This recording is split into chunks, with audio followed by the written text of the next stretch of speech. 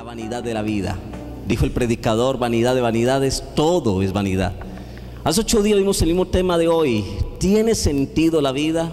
Porque el libro de Eclesiastés es una filosofía bíblica donde continuamente el escritor sagrado habla de un pesimismo de la vida y habla de la vida que todo es vanidad, un pesimismo terrible.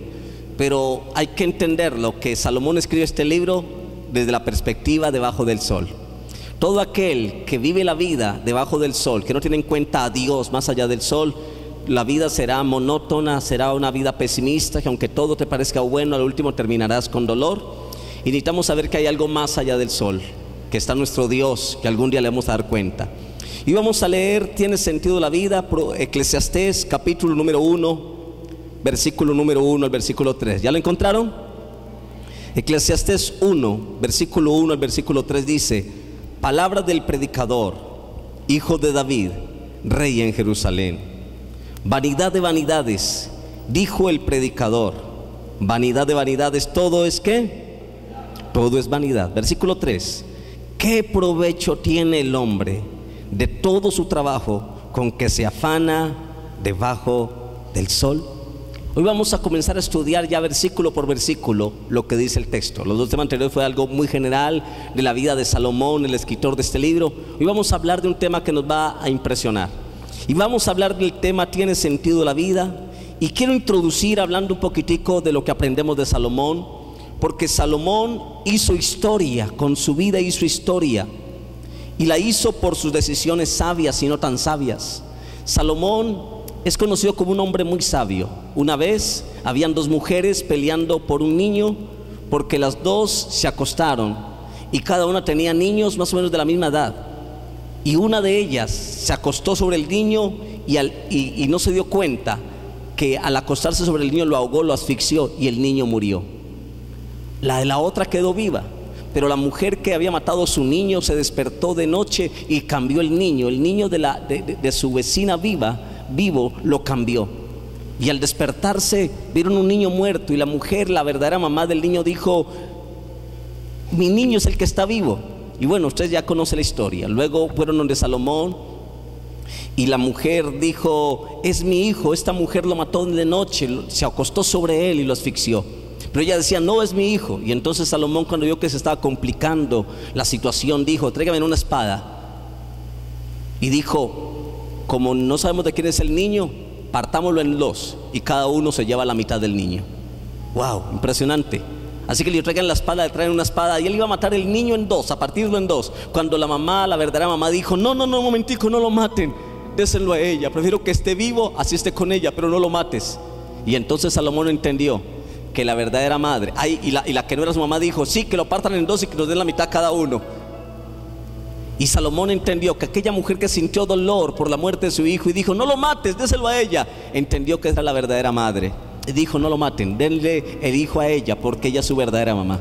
De ahí cogió fama su sabiduría, cogió una historia, la sabiduría de Salomón, que hasta el día de hoy ha marcado historia. Salomón es conocido entonces en la historia por sus decisiones sabias, pero también hubieron decisiones no tan sabias que el rey de Israel en la vida tomó. Salomón declara en todo el pasaje de Eclesiastés que la vida no tiene sentido. Un hombre millonario, un hombre rico con sabiduría, con todo lo que tenía, declaró que la vida no tiene sentido ni tiene propósito, y termina diciendo que la vida solamente es vanidad de vanidades. Y dice que es una vanidad en su más alto grado con esa frase. ¿Cómo es la frase? Vanidad de vanidades, todo es vanidad. Salomón termina diciendo, con todo lo que tenía, riqueza, sabiduría, honor, todo, termina diciendo que la vida no es más que vanidad en su más alto grado, vanidad de vanidades. Cuando la Biblia habla de que la vida es vanidad de vanidades, Salomón trata de recordarle a los seres humanos que la vida es como una burbuja de jabón frágil. Que la vida es como una burbuja de jabón frágil, que en algún momento está lista para reventarse en cualquier momento. ¿Alguna vez usted ha hecho burbujas de jabón? Usted la sopla y ve cómo las burbujas se van yendo y en un momento a otro explota. Salomón dice que la vida es una vanidad de vanidades, y dice que la vida es como una bomba de jabón frágil, lista para reventarse en cualquier momento. Así es la vida del ser humano. una vida frágil, una vida que en cualquier momento, por mucho que queramos vivir, en cualquier momento puede perderse o se puede reventar. La vanidad es el tema de todo el libro de Eclesiastés. Es el tema que empapa todo el libro, y todo el contexto del libro de Eclesiastés dice: vanidad de vanidades, todo es vanidad. Cuando hablamos de vanidad, la Biblia dice que vanidad es algo vacío, algo insensato, algo necio. Cuando Salomón dice que la vida es vanidad, está diciendo que la vida es insensata. Y la vida es insensata cuando se deja fuera de ella a Dios. Por eso la Biblia continuamente vive diciendo: y vi debajo del sol, y vive debajo del sol. Salomón habla de la vida inútil, vacía, sin propósito, cuando la vivimos y sacamos de ella a Dios. Y es lo que el mundo hoy en día ha hecho.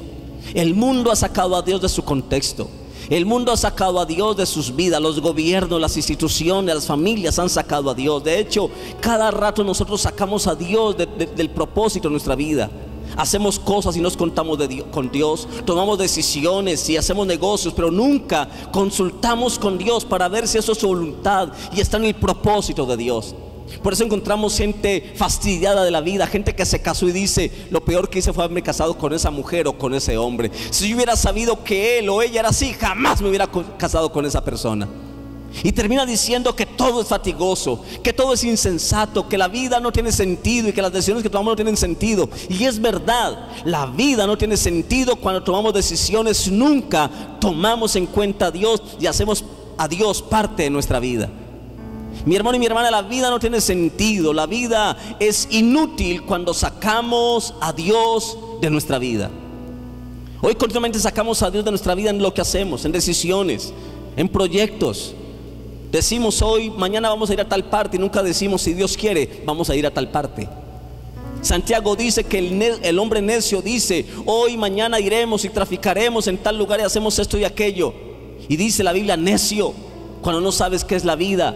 Lo que deberías decir es: si Dios quiere, mañana iremos, haremos esto o aquello.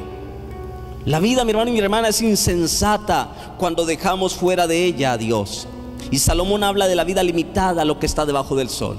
Y cuando yo limito la vida a lo que está debajo del sol, mi vida será vacía y será insensata. Yo quiero que leamos un texto, por favor, y luego vuelves a Eclesiastés. Y es Santiago. La Biblia dice a través de Santiago que la vida, mi hermano y mi hermana, cuando dejamos de ella a Dios y no consultamos a Dios, se vuelve insensata. Santiago capítulo 4, versículo número 13. Santiago 4, versículo 13. Y dice: vamos ahora los que decís: hoy, mañana iremos a tal ciudad. Eso es lo que le hace mucha gente: mañana vamos para tal parte, mañana me voy para Pereira, me voy para San Andrés. Y es lo que la Biblia dice: vamos ahora los que dicen: hoy, mañana iremos a tal ciudad y estaremos allá un año y traficaremos y ganaremos y trabajaremos y hacemos planes, me voy para España, me voy. Y se van de verdad. Pero luego dice el versículo 14: cuando no sabéis lo que será mañana. ¿Por qué? ¿Qué es vuestra vida? Ciertamente es neblina que se aparece por un poco de tiempo y luego se desvanece. En lugar de lo cual deberíamos decir: si el Señor quiere, si el Señor lo permite, si es la voluntad de Dios, viviremos y haremos esto o aquello si el Señor quiere. Una vida que coloca todo en las manos de Dios. ¿Cuántas veces hemos hecho cosas, hermano, a nuestra manera y nunca hemos consultado a Dios? Y luego, cuando vienen los fracasos, comenzamos a echarle la culpa a Dios. Dios, ¿por qué esa mujer? ¿Por qué esa esposa? ¿Por qué esos hijos? Y cuando ibas a juntarte con esa mujer, ¿le consultaste a Dios? Ese hombre que ahora te pega y que ahora te maltrata y que ahora te dejó y no ve por ti, que ahora te quejas a Dios y le dices: Señor, mira ese hombre. ¿Le preguntaste a Dios si era la voluntad de Dios y si era el hombre de Dios para tu vida? Es cuando se vuelve insensatez, dice la Biblia. La Biblia dice que cuando tomamos en cuenta a Dios, deberíamos decirle a Dios: Señor, si tú quieres, si es tu voluntad, si están tus planes, si quieres bendecir mi vida, mañana haré esto o haré aquello, iré a tal o cual lugar. Amén, hermano y hermana. Pero versículo número 16 dice: pero ahora os jactáis en vuestras soberbias, y toda jactancia semejante es mala. Lo que está en la Biblia es que tomemos en cuenta a Dios. Diga al que está a tu lado, toma en cuenta a Dios. Toma en cuenta a Dios, mi hermano. Cuando tú y yo no tomamos en cuenta a Dios, le aseguro que nuestra vida va a terminar diciendo qué inútil que es la vida, qué dura que es la vida. Y cuando hablamos, hermano y hermana, de tener en cuenta a Dios, de no limitarnos a debajo del sol, de mirar más allá del sol y poder tener en cuenta a Dios, implica que cada persona debe mirar sobre el sol, no limitarse a esta vida terrenal y a lo que esta vida le puede ofrecer. La Biblia dice que no debemos limitar la vida al solo punto de vista terrenal, y que necesitamos algo más que mirar la vida en un túnel, allí todo hacia allá, no más allá, horizontalmente. Necesitamos tener en cuenta en nuestra vida al Dios de los cielos, al Dios de lo alto. Colosenses capítulo 3, versículo 1 al versículo 4. Muy fuerte cuando leí este versículo, aunque ya lo sabía de memoria, pero me impactó mucho cuando lo volví a leer con base al tema que estamos dando de la vanidad de la vida en el libro del Eclesiastés. Porque Colosenses capítulo 3, versículo 1 al versículo 4 dice que nuestra vida debe estar puesta en las cosas de arriba. No limitarnos solamente a este sistema terrenal, a lo material. No, y dice el versículo 1: si pues habéis resucitado con Cristo, buscad las cosas ¿de dónde? De arriba. ¿Cuántos aquí han resucitado con Cristo, hermano? Usted y yo estábamos muertos en nuestros delitos y pecados, y el día en que usted y yo recibimos a Cristo, ese día resucitamos en Cristo Jesús. Estábamos muertos en delitos y pecados, dice la Biblia en Efesios 2:1, y Él os dio vida a vosotros cuando estabais muertos en vuestros delitos y pecados. Cuando usted y yo recibimos a Cristo en el corazón, hemos resucitado con Cristo. Amén. Y el texto dice: si pues habéis resucitado con Cristo, buscad las cosas de arriba. No se limite a lo que está debajo del sol, donde está Cristo sentado a la diestra de Dios. Poner la mira ¿en dónde? Poner la mira en las cosas de arriba, no en las de la tierra. Y ese fue el problema de Salomón, que sacó a Dios de su vida y se quiso buscar si la felicidad estaba en las cosas de la tierra. Y dijo: yo sé que Dios está la felicidad, pero no solamente en Él, puede haber felicidad en las mujeres. Y tuvo 1000 mujeres. Puede haber felicidad en la sabiduría, y se procuró a buscar la sabiduría en sus riquezas, a buscar la felicidad en el conocimiento. Todo eso hizo Salomón. Sacó a Dios de su vida para tratar de encontrar la sabiduría en otra parte, aparte de Dios. Y el versículo dice: poner la mira en las cosas de arriba, no en las de la tierra. Muchas personas, y lamentablemente aún muchos cristianos, han puesto su mirada en las cosas de la tierra. Ya no miran a Dios, no aman a Dios, no buscan a Dios. Muchos venimos a la iglesia por una costumbre, o porque alguien me pide, y mi mamá me dice: si no va a la iglesia, no lo dejo salir con ese muchacho. Vaya a la iglesia luego. No porque hay una pasión, porque Dios reconozca que necesite a Dios. Y el versículo 3 dice: porque habéis muerto y vuestra vida está escondida con Cristo en Dios. Y cuando Cristo vuestra vida se manifieste, entonces vosotros también seréis manifestados con Él en su gloria.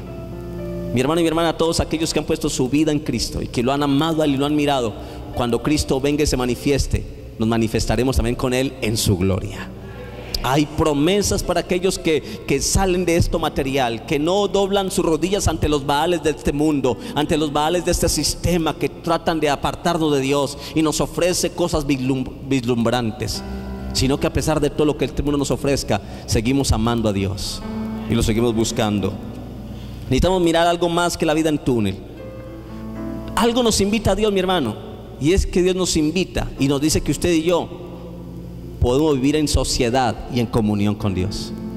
Es más, Dios nos creó para vivir en sociedad, pero primeramente Dios me creó para que yo tuviera sociedad con Dios, fuera un socio con Dios. Y Dios me hizo a mí, me puso en este mundo y me dio la capacidad de poder tener comunión con Dios. Le quiero decir algo, mi hermano y mi hermana: Dios lo creó a usted y le dio vida para que usted, la vida que tuviera, la viviera en sociedad con Dios. Podemos vivir en sociedad y en comunión con Dios. Podemos ser a Dios nuestro amigo. Podemos compartir con Él, hablarle, contarle nuestras cuitas, nuestro dolor, todo. Podemos vivir en sociedad con Dios y tener comunión con Él. Así nos creó Dios. Y es que cuando yo vivo en una dimensión divina, y no me limito solamente a vivir debajo del sol, La dimensión divina nos da un nuevo sentido y le da un nuevo fuego de valores a la vida que usted y yo estamos viviendo.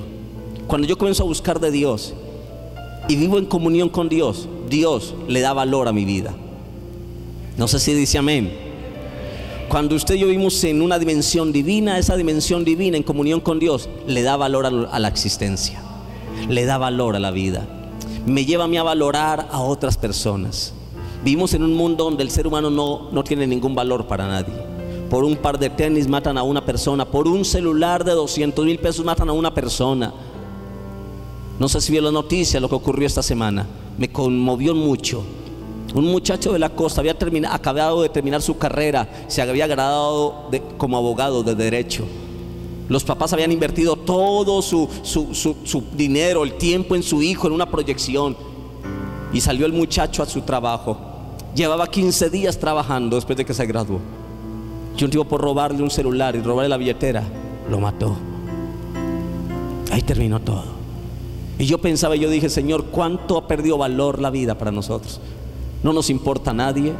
Esta semana aquí en el hospital universitario, una enfermera llena de problemas se subió al 7º piso del hospital, es lo que dicen las noticias, y sin encontrar el sentido de la vida se lanzó desde el 7º piso y cayó sobre otra doctora, quien murió de inmediatamente. Luego a las horas murió aquella. Vivimos en una sociedad donde la vida no tiene sentido, donde mucha gente no le encuentra valor a la vida, porque han sacado a Dios de su existencia. Pero cuando yo vivo en la dimensión divina, esa dimensión divina, Dios le da valor a la vida y valor a la existencia. Comenzamos a sentirnos importantes y valiosos. Amén. Si va a aplaudir, aplauda de verdad, mi hermano. Necesitamos una dimensión divina que nos vuelva a dar valores a la existencia, que le dé valor a la vida, haciendo que la vida sea creíble, que la vida sea valorada, que la vida sea amada. Vivimos una sociedad donde esto no se ve. Mi hermano y mi hermana, la vida se desploma sobre nosotros cuando no logramos anclar nuestra existencia en aquello que está por encima del sol. Por eso vemos hoy gente suicidándose, gente matándose, gente sin propósito, porque su vida se desploma cuando no logramos anclar nuestra vida a la dimensión eterna y a una dimensión divina que le dé sentido a la existencia. Amén. Salomón dijo, ¿vanidad de qué? Dijo el predicador, todo es vanidad. La vida es vana. La vida es inútil y es vacía cuando la vemos y la experimentamos desde el punto de vista de una filosofía encerrada. La vida no tiene sentido y es vacía y sin propósito cuando no tiene sentido. William Shakespeare dijo, la vida es una enfermedad y la única manera de curar esa enfermedad es con la muerte. Eso dijo William Shakespeare en un momento de desesperación. Él dijo, la vida es una enfermedad y la única manera de cortar con esa enfermedad de la vida es matándose. Una incitación al suicidio. Pero la Madre Teresa de Calcuta tenía otra visión de la vida y dijo, la vida es una aventura que hay que lanzarnos hacia ella. Es un sueño que hay que realizarlo. Es una meta que hay que alcanzarla. Creo que cada uno tiene una perspectiva de la vida y una visión de la vida y un sentido de la vida, dependiendo de qué tanto hay de Dios en su corazón. La vida es vana cuando la vemos y la experimentamos desde el punto de vista de una filosofía encerrada o nada más que este mundo. Y en este mundo encontramos filosofías que tratan de sacar a Dios. En la universidad sacan a Dios, en los colegios sacan a Dios. Y este mundo que está sacando a Dios y que se está limitando a este mundo terrenal nos está volviendo una vida vana y sin sentido. La filosofía humanista, como hay tantas en este mundo, sitúa a las personas en las arenas movedizas de la vanidad. Por eso encontramos tantas mujeres vanas que no se sienten bien con su cuerpo, quieren hacerse una cirugía, colocarse en silicona, hacerse de todo, porque solamente viven por agradar a algo o a alguien. Y cuando vivimos solamente en las arenas movedizas que la filosofía humanista nos permite vivir, somos derribados a golpes y dejados sin amparo cuando nos separamos de Dios en este mundo hostil, cruel y sin misericordia. Somos golpeados por la vida, somos maltratados por este sistema cuando vivimos fuera y al margen de Dios. Hay un versículo muy tremendo, mi hermano y mi hermana, Génesis capítulo 13. Génesis capítulo 3, perdón, versículo 13. Y encontramos las palabras después de la caída. Recuerde que Adán y Eva fueron creados por Dios para vivir en sociedad y en comunión con Dios. Todo lo tenían con Dios. Eran dueños del mundo. Dios les dio propósitos, les dio proyectos, Dios los bendijo, los casó. Pero luego entró la serpiente con unas filosofías. Y recuerde que la serpiente, Satanás, representa la filosofía humanista. Esa serpiente, de hecho, en muchas filosofías y en muchas culturas griegas, representa la serpiente como símbolo de filosofía, de sabiduría. Es el símbolo de la medicina, una espada con una serpiente. Recuerde que la serpiente siempre en los países es representada la sabiduría de este mundo por una serpiente. Y cuando la serpiente se apareció a Adán y a Eva, vino a ofrecerles una filosofía. Y la filosofía era que ellos podían vivir bien aparte de Dios, que ellos no necesitaban de Dios ni por qué someterse a reglas, que puedan ser libres, que lo tremendo es que Dios era un Dios envidioso y egoísta, que no quería que ellos abrieran sus ojos para ver más allá, porque los quería vivir como un par de esclavos ahí, apegados a un Dios duro y cruel y perverso. Les metió una filosofía a Adán y a Eva que les hizo alejar de Dios. Y hoy encontramos a la misma serpiente, quizás no visible como una serpiente, pero sí con su materia de filosofía, donde nos trata de hacer creer que usted puede ser feliz aparte de Dios. Pero es mentira, ningún ser humano puede ser feliz aparte de Dios. Necesitamos a Dios. Y en Génesis capítulo 3, versículo 13, dice la escritura: entonces Jehová Dios dijo a la mujer: ¿qué es lo que has hecho? Y dijo la mujer: ¿la serpiente qué? Me engañó y comí. Hoy hay una filosofía que nos está engañando. Hoy en este mundo hay filosofías que nos están engañando y que nos están haciendo comer de sus engaños.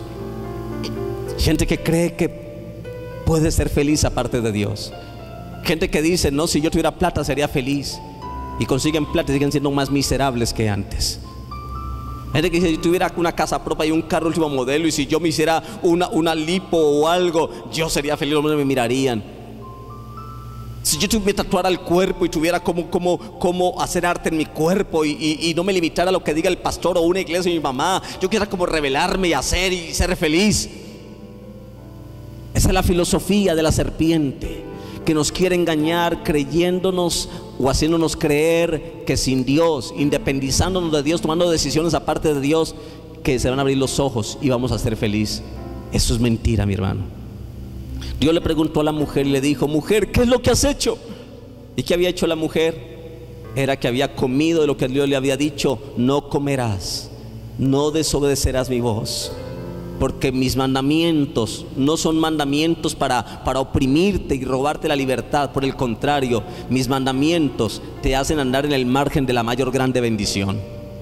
Los mandamientos de Dios, hermano, no son para oprimirte y para socavar tu libertad. Por el contrario, la Biblia dice que Él es el camino, la verdad y la vida. Y Él dijo: y conoceré la verdad, y la verdad os hará libres.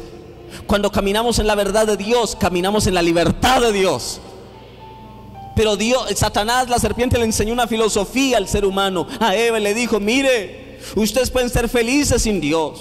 Ustedes pueden ser felices, no necesitan someterse a nadie, a reglas, que usted someterse a su papá, a su mamá. Eva, ¿cómo te vas a someter a tu esposo? Es la filosofía moderna que nos está engañando, creyendo. Por eso encontramos una sociedad, los millennials, una generación de muchachos que no se somete a nada, que no se someten a una empresa ni a un patrón, y que su máximo trabajo es estar de 3 meses a 1 año, y luego quieren seguir buscando porque no quieren conformarse, quieren descubrir cosas. ¿Ha escuchado la filosofía de los millennials, la generación de los millennials? ¿Han escuchado algo de eso? ¿Han escuchado acerca del sexting? Del sexting. ¿Sabes qué es sexting? Es tener sexo por las redes sociales. Sexting es usted verse desnuda, comenzar a masturbarse y tomarse fotos y subirlas por las redes. Sexting es lo que está ahora de moda en los jóvenes. Hemos llegado a lugares de filosofía donde estamos tan vacíos, hermano. Hoy se hablan de el hombre metrosexual. O sea, estamos llegando a lugares. No sé si vio las noticias esta semana, hermano. Al tipo que lo vieron y lo vieron en las cámaras y lo mostraron ahí, hermano, teniendo sexo con un perro, hermano. Con un perro, y alguien comenzó a tomarle, a filmarlo. Y la gente toma un celular y todo lo filma y luego lo suben a las redes. Y salió por las noticias hasta donde hemos llegado. Un hombre teniendo relaciones sexuales con un perro. El hombre se ha creído filosofía que no necesita someterse a leyes morales, que no necesita someterse a ninguna ley y quiere vivir en rebeldía. No someto a mi papá, a mi mamá, a nadie. Y ese es el engaño de la serpiente, de la filosofía, de que nos hace creer que tú puedes ser libre, que puedes hacer lo que te dé la gana. Puedes llegar a tu casa sin pedirle permiso a tu mamá o a tu papá y puedes hacer lo que quieras y que vas a ser feliz. Y que si te dicen que te colocan horas, te están oprimiendo y que te están impidiendo ser la persona que tú necesitas ser. Mentiras, mi hermano. Necesitamos de leyes. Dios le colocó leyes al mar, le colocó leyes a todo. Hoy vivimos un mundo vacío porque hemos sacado a Dios de la existencia. Y Dios le preguntó a la mujer: mujer, ¿qué es lo que has hecho? Porque la serpiente le dijo: mire, Dios le dijo que no comiera. Lo que pasa es que Dios es un Dios tan envidioso y tan egoísta que Él no quiere que ustedes sean como Él, porque Él sabe que el día que ustedes coman van a ser como dioses y serán abiertos sus ojos y sabrán el bien y el mal. Y les despertó con su filosofía un egocentrismo de que no necesitan de Dios, que uno puede ser Dios, que yo puedo hacer lo que me dé la gana, que yo puedo mandarme a mí mismo y yo no tengo por qué someterme a nada, ni a Dios siquiera. Y esa filosofía de la serpiente humanista caló tanto en la vida de Eva, que comió y luego le dio a su marido y ambos comieron y se fueron abiertos sus ojos, se dieron cuenta que estaban desnudos. Antes vivían en una inocencia, en un estado tan maravilloso, y ahora estaban perdidos. Pero la respuesta de ella, la serpiente, ¿qué hizo la serpiente? Dijo ella: me engañó. Filosofías que nos están engañando. Necesitamos volver a la palabra de Dios. Necesitamos volver a someternos a Dios. Cuando comenzamos a buscar de Dios, la vida comenzará a tener sentido. Hoy hay una filosofía en este mundo, a través de la serpiente, movida por la serpiente, que nos está engañando, que nos está haciendo creer que podemos ser felices sin Dios, que no necesitas ir a una iglesia, que no necesitas congregarte, que para qué leer la Biblia, que esos son cuentos, que nadie la escribió, que quién sabe si esto es verdad. Discovery Channel, Nat Geo, programas y canales de ateos. Sabe que los dueños de los canales son ateos, la mayoría son satánicos. La mayoría de los programas que presentan allá, aunque hablan de la Biblia, están tratando de matar tu fe, de hacerte creer que esto es falso, que eso es mentira. Y hay gente que le cree más a Nat Geo y a lo que dice Discovery Channel que a lo que dice la palabra de Dios. Sea Dios veraz y todo hombre mentiroso, pero Dios es real, hermano. Hay gente que le cree más a filosofías huecas, necias y torpes que a lo que dice la Escritura. Por eso estamos como estamos.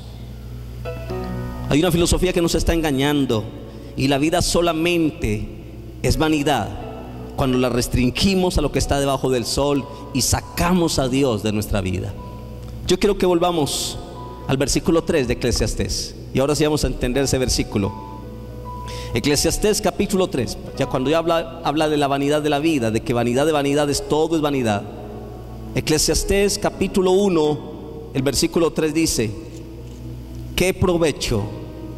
Y hace la pregunta: ¿qué provecho tiene el hombre de todo su trabajo con que se afana debajo del sol? Yo sé que hay gente que dedicó 30, 40 años trabajando. Aquí hay jóvenes que dedicaron más de la mitad de su vida estudiando, y muchos ahora se sienten y dicen: ¿y qué provecho le saqué yo a todo eso?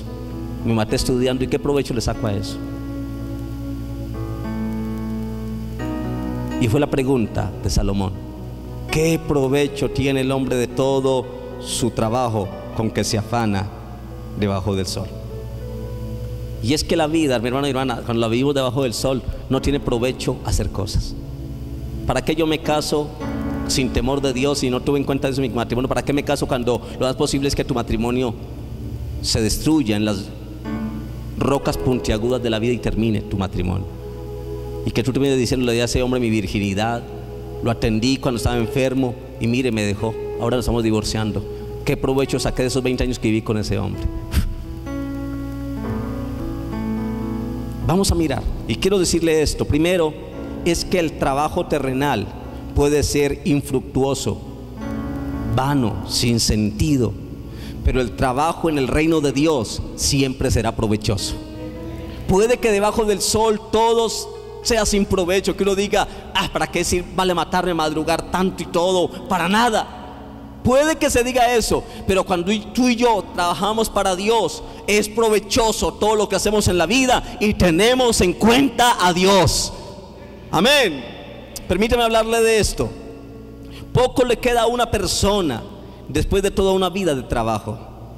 Y la pregunta que hace Salomón es: ¿qué provecho tiene el hombre de todo su trabajo con que se afana y con que se mata por matarse? Usted madrugando todos los días a las 4 de la mañana o 5 de la mañana para traer el mercado, para todo. Usted que se mata y le da toda la educación a su hijo para que luego su hijo sale a la calle y lo asesinen. Y usted dice, ¿de qué sirvió tanto provecho? Tanto que me maté por mi hijo, que me lo maten. Esa fue la pregunta de Salomón. ¿Tiene provecho la vida? ¿Vale hacer todo lo que hacemos? Pues hermanos, si tú y yo hacemos cosas sin tener en cuenta a Dios, nada es provechoso. Pero cuando tú y yo tenemos en cuenta a Dios en lo que hacemos, aunque nos vaya mal, algún día todo eso va a ayudar para bien y va a ser provechoso todo lo que hacemos. ¿Alguien dice amén por eso, mi hermano? Quiero decirle algo, mi hermano y hermana. Fue la pregunta de Salomón: ¿qué provecho tiene el hombre? Y Salomón dice: trabajar, fatigarse, soportar el dolor del trabajo, quemar la vida por una causa y no ver ventaja alguna. Salomón sentía y decía: ¿qué provecho tiene? Me enriquecí, tuve sabiduría para ahora terminar con esta vida tan vacía. Y eso equivale al desaliento. Es lo que dice Coelet, Salomón el predicador. ¿Qué sentido tiene la vida? ¿Qué provecho le saca uno a la vida cuando se mata tanto y no ve sentido? Y yo hago la pregunta, hermano: ¿quién no ha sentido la brutal desventaja después de meses o posiblemente años de trabajo? Por ejemplo, esposos que se han casado, mujeres que le han dedicado su vida, le dieron su virginidad, todo a ese hombre. Cuando luego se dio cuenta que su marido tenía un amante y que amaba más a su amante que a su verdadera esposa, a quien le dio todos los hijos y todo. ¿Cuántas mujeres yo he escuchado decir: pastor, yo no le saqué provecho a mi matrimonio? Sentí que la peor decisión que tomé. Y yo me acuerdo de Salomón, cuando Salomón decía: ¿qué provecho tiene el hombre de todo lo que se afana? Usted se mata por ese hombre, lo cuida, se levantaba para preparar el desayuno. ¿Qué provecho tiene el hombre? ¿Quién no ha sentido la desventaja brutal después de meses y posiblemente años de trabajo? Padres que se han dedicado por los hijos, padres que han dado todo por los hijos. Conocí una hermana de la iglesia en Darién. Ella tenía su hijo estudió medicina. Esa mujer se fue para Inglaterra, ya consiguió, se mató trabajando en restaurantes, trabajando en todo por darle a su hijo lo mejor. Hizo todo el trabajo por su hijo. Su hijo fuera un buen hijo. Era un estudiante excelente. Se graduó con honores de la universidad. Llegó a ser médico. Y luego, cuando iba camino a su trabajo, le dio un paro cardíaco y murió del corazón. Un muchacho apenas con 24 años y murió. Eso se le vino el mundo encima a su mamá. Casi se enloquece. La abuela de él murió loca, porque fue tanto el golpe, el trauma de su nieto, que me tocó ir a orar por ella. Se enloqueció la viejita, se enloqueció, no soportó el golpe. Ella decía: ¿pero por qué? Y uno se pregunta: ¿qué provecho tiene tanto ya haber sido para Inglaterra, haber conseguido haberse matado y por darle lo mejor a su hijo? Está bien, pero para que termine así. Y uno se pregunta: ¿qué provecho tiene todo eso? ¿Valió la pena haberlo hecho para que termine así? Lo que pasó la semana pasada: los papás se mataron por su hijo para que venga otro sinvergüenza y sin amor a la vida y le quite la vida a alguien. Que alguien termine diciendo: ¿qué sentido? ¿Para qué nos matamos tanto por nuestro hijo? Para que todo terminara así. Fueron casi las palabras decepcionantes que dice el escritor. ¿Qué provecho tiene el hombre de tanto afán con que se afana en la vida, para último no sacarle provecho a nada? Tanto matarse. Yo he visto, dicen, pastor, yo me siento defraudada de haberme casado con ese hombre. He visto hombres que dicen, no le saqué ningún provecho a mi matrimonio. Y esa fue la pregunta. Salomón quería decir, entender del por qué nos matamos tanto en la vida. ¿Para qué? Si a lo último vamos a terminar en un hueco, en un cajón, y ahí termina todo. Esa era la mentalidad de Salomón. Salomón decía, uno vivir, matarse, para al último terminar en un cajón y que lo entierren y que ahí termine todo. Pues sí, si uno vive sin Dios, ahí va a terminar todo, y peor, vendrán las consecuencias de un infierno sin Dios. Pero cuando yo he vivido para Dios, mi hermano, le aseguro que yo tengo asegurada una eternidad en los cielos, que hay vida después de la muerte. Hay algo más que esto, mi hermano. La vida es vanidad, es pompas de jabón cuando sacamos a Dios de ella. Pero la vida tiene sentido cuando yo hago a Dios parte de mi caminar y le digo, Señor, camina conmigo. Yo quiero que hoy caminemos juntos, Jesús. Quiero que seas mi Dios, quiero que seas mi Padre, que me abraces. La vida comienza a tener sentido y le da valor cuando Dios está con nosotros. Amén. ¿Cuántos jóvenes? Hace poco estudié con un joven, me dijo, pastor, yo estaba estudiando esto, mi papá ya no me quiere apoyar, mis padres no me quieren apoyar porque yo quería estudiar algo y luego me desanimé y quise cambiar de carrera. Mi papá me dijo, lo apoyo pues, y me apoyó en la segunda. Luego vi que esa tampoco era mi carrera y entonces quise estudiar otra cosa. Ya tenía como 3 años perdidos ahí. Luego tampoco me sentí bien allí y cambié. Mi papá me dijo, ya no cuente conmigo, ya no lo ayudo para nada. Me dijo, pastor, gasté 3 años en mi transición. Gasté 6 años en la primaria, ahí van 9 años. Gasté 6 años en la secundaria, 15 años. Y duré 4 años en la universidad, 19 años. Y ahora siento, pastor, me paro ahora a mirar y digo, ¿qué provecho saqué de esos 19 años de estudiar? Ahora no terminé la carrera, no encontré apoyo de mi papá porque me dijo, usted no sabe ni lo que quiere, usted no sabe ni dónde está parado, no cuente conmigo. Y me dijo, no le saqué ningún provecho a la vida. Ahora veo y quedé así. Y yo pensaba en Salomón, ¿qué provecho tiene el hombre de todo su trabajo que se afana debajo del sol? ¿No le ha pasado eso, mi hermano? Que los muchachos ni saben lo que quieren estudiar, no saben ni dónde están parados, no saben qué es lo que quieren en la vida. Y a veces terminamos diciendo, ¿qué provecho le saqué a la vida? ¿Cuántos están aquí y han terminado su estudio, han terminado su universidad, han terminado y tienen hasta su cartón allí, tienen más cartones que un tugurio de todo lo que tienen, y dicen, y se ponen a mirar sus cartones y dice, ¿y qué provecho le saco yo a eso? Tantos años invertidos ahí, tanta plata gasté, tanto madrugar, tanto todo lo que hizo mi mamá por mí, ¿qué provecho le saco yo a eso? Ese era el pensamiento de Salomón. Salomón decía, ¿qué provecho tiene el hombre de todo el trabajo en que se afana? Se afana por estudiar, se afana por trabajar, se afana por casarse, para que luego todo termine en divorcio, luego en peleas. Salomón pensaba en eso y decía, ¿qué provecho tiene la vida? Pues mi hermano, si no tenemos en cuenta a Dios, no sirve de nada lo que tú hagas. Te podrás matar, te podrás ir para Estados Unidos, te podrás ir para Canadá, donde quieras, pero tu vida sin Dios no tiene sentido. Podrás vivir en el lugar más recóndito de tu vida, en el lugar más pobre de tu vida, con las más grandes necesidades de tu vida, pero si Dios está contigo, eres un bendecido de parte de Dios, eres un hijo de Dios, Dios estará contigo. Salomón no le encontraba sentido porque se limitó a vivir debajo del sol. Y quiero animarle, mi hermano, puedes que todo te haya salido mal, que tú digas, ¿qué provecho le saco todo esto? Pues mi hermanos, pero si Dios está contigo, algún día Dios te va a bendecir. Algún día Dios te va a bendecir. Uno termina diciéndose a veces, valió la pena todo ese esfuerzo, tanto que dediqué mi vida en estudiar, qué ventaja saqué de esos largos días y noches de trabajo, de estudio. Los esposos les pasa igual. ¿De qué me sirvió matarme tanto por ese hombre, por esa mujer? Tanto lo que di, mire, todo, para que ahora terminemos así. ¿Qué provecho le saqué a esto? A veces terminamos con la pregunta, haciéndonos y preguntamos, ¿valió la pena todo ese esfuerzo? ¿Qué ventajas nos dan esos largos días y noches de trabajo? A los estudiantes les pasa igual, a los esposos les pasa igual, a los trabajadores les pasa igual. Los pensionados ahora se están quejando y dicen, uno matarse 30, 40 años cotizando, más de 1000 semanas de cotización allá en la cuestión de pensiones, para que luego a uno lo termine con un mínimo, no más. Uno haber gastado la vida, uno haberse enfermado allá, que hasta quedé con dolores aquí, con dolores acá, para que ahora lo vengan a engañar a uno y le den una patada y lo saquen a uno. La gente dice, ¿qué provecho le saqué yo a la vida?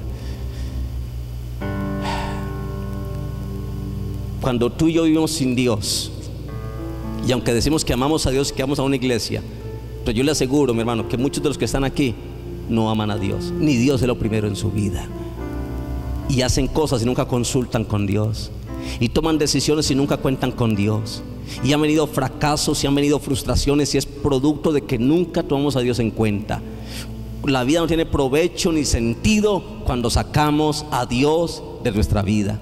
Pero termino diciendo lo segundo, mi hermano y hermana, y aquí es donde viene la parte del toque especial de esta enseñanza de esta mañana, y es que aunque todo sea inútil, aunque sea sin provecho lo que hagamos en este mundo con mucho esfuerzo, quiero decirle algo: no es en vano y no es inútil y sin provecho lo que se hace para la gloria de Dios. Todos aquellos que hacen cosas para Dios, que viven para la gloria de Dios, nada de lo que hagas es en vano ni es inútil. Algún día verás la bendición de lo que has hecho para Dios. Amén, amén. No es en vano.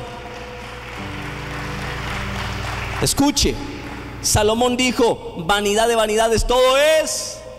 ¿Y qué es vanidad? Algo vano, inútil, vacío. Pero 1 Corintios 15:58, Pablo utiliza la misma palabra, vano o vanidad, para decirnos lo siguiente. 1 Corintios 15, versículo número 58, dice la escritura: así que, hermanos míos, amados, estén firmes y constantes, creciendo en la obra del Señor siempre, sabiendo que ¿qué? Sabiendo que vuestro trabajo en el Señor ¿qué?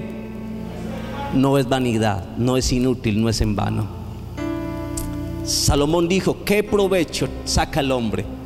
Y Pablo dice, mire, si tú trabajas para Dios, te esfuerzas en crecer en el servicio, amados míos, amados, estás firmes y constantes, creciendo en la obra del Señor siempre, sabiendo que vuestro trabajo en el Señor no es en vano, no es inútil, no es vacío, va a tener recompensa. Salomón no encontraba respuesta a lo que él hacía, pero Pablo dice, Salomón, yo tengo la respuesta a tu pregunta de que qué provecho. Y el provecho es que si tú y yo trabajamos para Dios y vivimos para Dios, lo que vivamos y lo que hagamos no va a ser en vano, va a tener propósito. Por eso le invito a los que están aquí, mi hermano, cuando tú trabajas, recibes un sueldo y diezmas de ese sueldo, estás teniendo en cuenta a Dios, y su sueldo no ha sido en vano. Cuando tú trabajas y recibes tu sueldo y ni te acuerdas de Dios, todo me lo gasto y no tengo en cuenta a Dios, viviste dentro de este sistema. Pero cuando tú dices, Dios me dio mi sueldo, Dios me bendijo con salud, me bendijo con un trabajo, reconozco que todo viene de Él y quiero trabajar para Él, por lo tanto la manera en que le voy a demostrar que estoy trabajando para Él es ser fiel con mis diezmos y mis ofrendas. Y cuando tú ofrendas y diezmas, le estás demostrando a Dios que estás trabajando para Él, porque lo tienes en cuenta a Él aún con tus finanzas. Cuando tú sirves en la iglesia, en algo, haces algo para Dios, barres, haces algo, cualquier cosa que hagas, lo que hagas no va a ser en vano para Dios. Puede que nadie te agradezca, puede que nadie te diga gracias por lo que has hecho, te felicito, vivo agradecido por ti, puede que nadie te agradezca, pero tú no necesitas esperar la gratitud de alguien. La Biblia dice que Dios te va a pagar y que no es en vano lo que tú y yo hagamos para Dios. Mi pregunta es, cuando usted trabaja y recibe su sueldo, ¿diezma? ¿Tiene en cuenta a Dios? Trabaja y dice, ese trabajo, pero quiero bendecir la obra de Dios con lo que Dios me ha bendecido a mí. aún con ese diezmo, con eso me está demostrando que estás trabajando para Dios y que quizás recibir un sueldo para decir: Señor, si tú me das un trabajo, yo te quiero bendecir a ti, quiero bendecir tu obra, quiero bendecir tu iglesia para que la iglesia salga adelante. Eso no es trabajar en vano, es trabajar para Dios. ¿Cuántos sabían eso? Porque yo le pregunté a Dios: Señor, ¿y qué es trabajar para ti? Porque hay gente que no hace, en la iglesia no pueden hacer nada, pero Dios me decía: hay gente que no hace nada, pero con su trabajo, cuando diezman y ofrendan, me están honrando a mí, están su trabajo, trabajan con el propósito de bendecir mi obra, de bendecirme a mí. Y eso no es en vano. Lo que tú haces para Dios, lo sugieres, que siempre están allí pendientes. Por ejemplo, aquí hay hermanas, la hermana Carmen, la hermana Irmita, que uno las ve trabajando, todos los sugieres, uno los ve tan fieles, trabajando, haciendo, uno los ve llegando muy temprano a las 7 de la mañana. Está Carmen aquí limpiando las sillas, 7 de la mañana, llega ella a la iglesia, nadie ha llegado, y limpiando las sillas aquí. Y yo digo: Padre, yo una vez le dije, hace 15, le dije: hermanita, nadie te ve con lo que tú haces, pero lo que tú estás haciendo en la iglesia para Dios no es en vano. No es en vano. Irma y Jorge que recogen la basurita allá afuera y nadie les dice: hermano, qué linda que está la iglesia, gracias, porque cuando vengo a la iglesia la veo muy limpia, ustedes la limpian. Aunque nadie te diga eso, hermanos, lo que ustedes hacen para Dios no es en vano. Los que han diezmado y han sido fieles, hermano, aunque a veces han visto a gatas, lo que ustedes han hecho no es en vano. No es en vano. No es en vano, no es inútil, no es sin provecho. Algún día vas a ver la bendición de Dios en lo que has hecho. Amén. Hebreos capítulo 6, versículo 10. Hebreos capítulo 6, versículo 10. Me dice que frente a lo que yo hago para Dios, que lo que yo hago en esta vida, vivo con propósito, vivo teniendo en cuenta a Dios, aún en lo que gano, en lo que Él me da, en lo que hago, vivo y en pequeños detalles tengo en cuenta a Dios. En Hebreos capítulo 6, versículo 10 dice que Dios no es injusto para olvidar esas pequeñas obras. Hebreos 6, 10 dice, a ver si es el 10, 6 o 6, 10, muy bien, dice: porque Dios no es injusto para olvidar vuestra obra y el trabajo de amor que habéis mostrado a su nombre, habiendo servido a los santos y sirviéndoles aún. A mí esta palabra me alienta.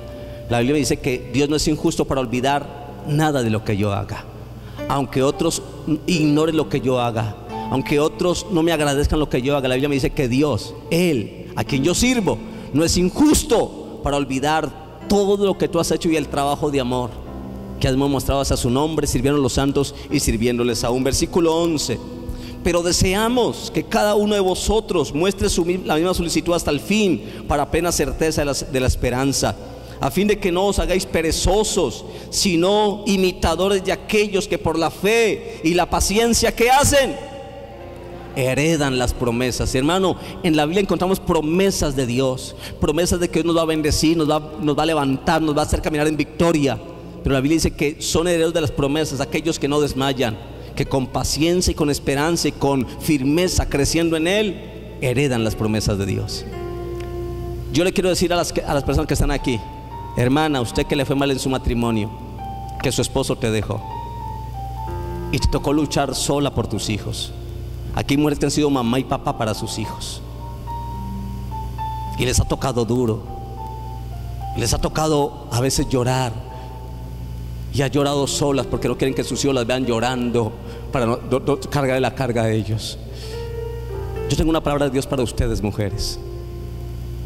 Lo que ustedes han hecho delante de Dios no es en vano, aunque la vida haya sido dura con ustedes.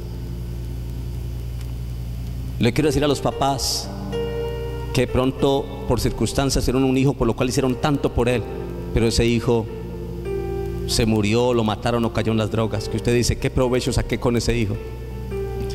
Tú hiciste lo mejor como padre, y delante de Dios no es en vano lo que has hecho.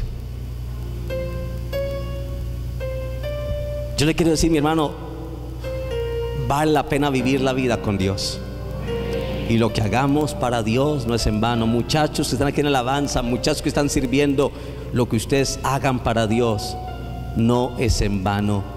Y tenemos un Dios justo, que no es injusto para olvidar nuestras obras que hemos hecho para su nombre, y algún día recibiremos de Él las promesas y la bendición de nuestro Dios.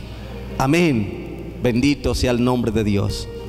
Pablo nos ayuda y nos da a entender que no es en vano el trabajo que se hace para la gloria de Dios, que la vida que sigue para la gloria de Dios es en vano, que si tú haces algo para la gloria de Dios, levantas hijos para Dios, aunque ellos algún día se aparten y no den el fruto que quisieras, pero si tú hiciste lo correcto, no será en vano lo que has hecho para la gloria de Dios. Y Pablo nos ayuda a solucionar esta adivinanza fútil de la cual preguntó Salomón: ¿qué provecho tiene el hombre? Pablo nos recuerda y le recuerda al creyente que el trabajo que hacemos para Dios y que la vida que vivimos para Dios tiene propósito cuando permitimos que Dios esté dentro del marco de nuestra labor. Cuando tú recibes un sueldo y dentro de ese sueldo metes a Dios como parte de la bendición. Cuando tú en tu hogar le dices: Señor, quiero que vengas y gobiernes mi hogar. Hermano, no va a ser en vano. Yo soy pastor y tengo más de 25 años en el ministerio de pastorado, y he visto en el ministerio las cosas que usted no se imagina, cosas horribles. Una vez tuve una consejería de un hogar que se estaba casi destruyendo, mi hermano. Me pidieron que los atendiera, los atendí, y llegaron delante de mí, yo no sabía qué hacer, y delante de mí se agarraron a golpes, y él arañó al marido y él le dio un puño allí y le inflamó el ojo de una delante de mí. Ni al pastor lo respetaron, hermano. Y yo que Dios llevo que abierto, pero yo no dije: no me voy a meter en esto. Por todo me pegan a mí también y me dan el otro ojo a mí también.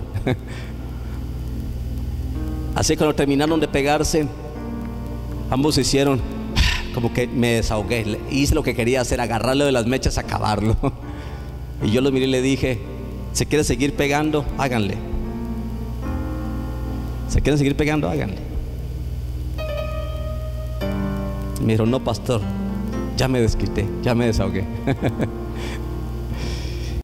Y yo le dije: entonces, ¿a qué vinieron? ¿Quieren restaurar su hogar? Sí, pastor, lo vamos a intentar.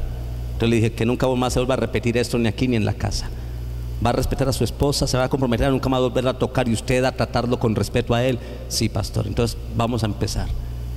Y me alegró saber, hermano, de que ese hogar, a partir de ese día, a pesar de los golpes, tomaron en cuenta a Dios en su matrimonio, y es un hogar bendecido hasta el día de hoy. Decidieron ese día tener en cuenta a Dios en su matrimonio, a que nunca lo habían tomado en cuenta, lo tomaron en cuenta. Y un hogar que estaba destruido, deshecho, cuando le dieron la oportunidad a Dios levantó ese hogar y lo bendijo para siempre. Eso es lo que hace Dios: le da valor y sentido a la vida.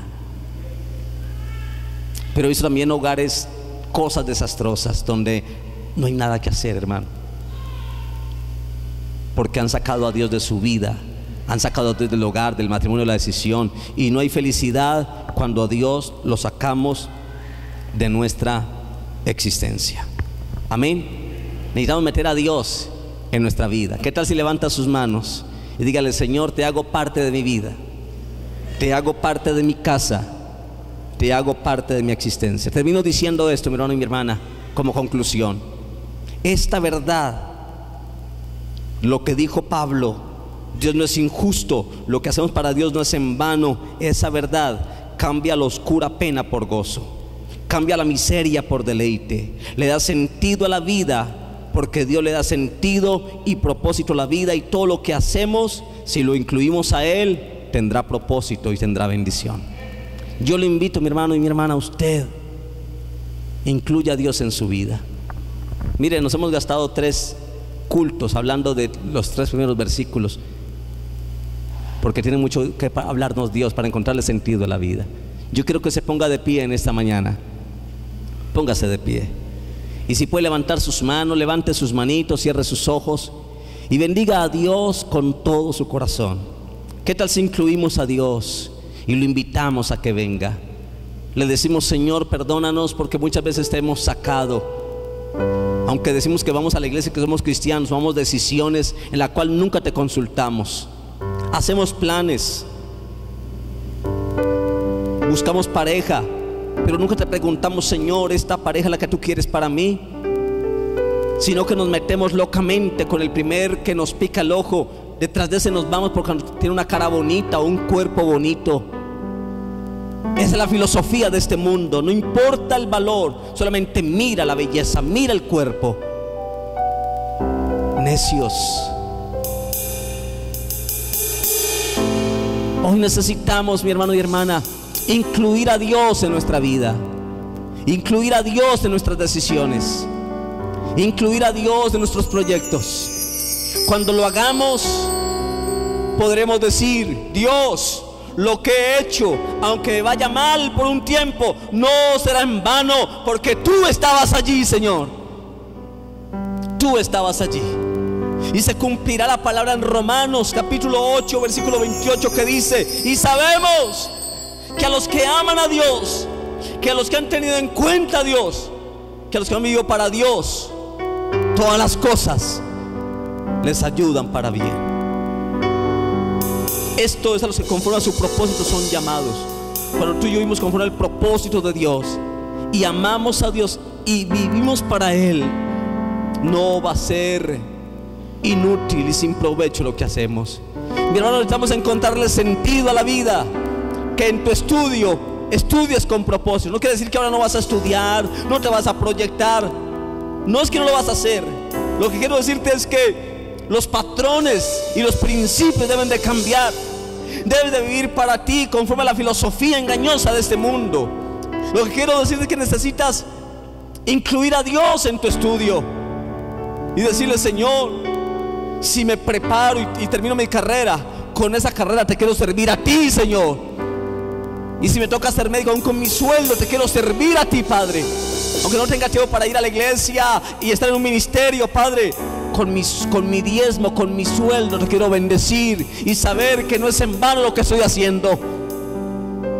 Lo que te quiero decir es que incluyas a Dios en lo que haces, que le seas fiel a Dios en todo, y en pequeños detalles te estás demostrando que para ti Dios es lo más primero importante. Que cuando tú recibes el sueldo, lo primero que haces es apartar el diezmo. Le estás diciendo: para mí Dios, aunque mucha gente se burla y crea que el pastor me está engañando y que vive bueno a costillas mías, Él verá qué hace o qué hacen los pastores. Pero yo diezmo porque para mí tú eres lo primero, y te doy lo primero a ti, lo mejor a ti, Señor. Eso es incluir a Dios en todo, y eso es hacer las cosas con propósito, con un sentido de valor y de eternidad.